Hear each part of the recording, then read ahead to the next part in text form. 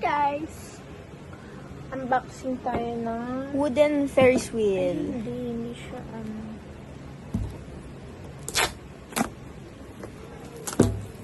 unboxing. Look.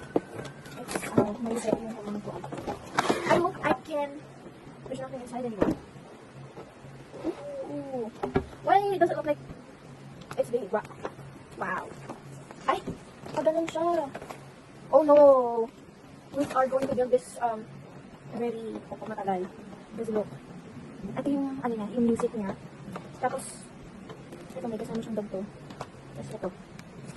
So, let's go, let's do this. So, mga kasabwat, mukhang mabilis ko lang ginawa, pero 3 hours ko yan pinagtiyagaan kasi yung ibang parts, meron silang sobrang wood. So, kailangan iliha pa siya isa-isa. So, ayun, grabe. I had to use Google Translate para lang maintindihan yung instructions. Pinaka-paborito kong part is yung ilagay yung music box, tapos yung paggawa ng cards. Imagine 6:30 to 9:30. Grabe.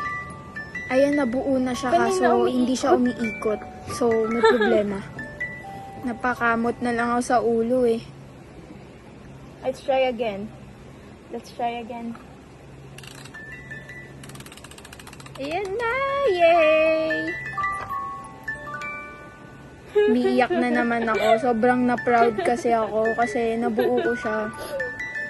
Kala ko mag-give up ako mid kasi ang hirap buuin, pero ayun, natapos din. Ang OA, pero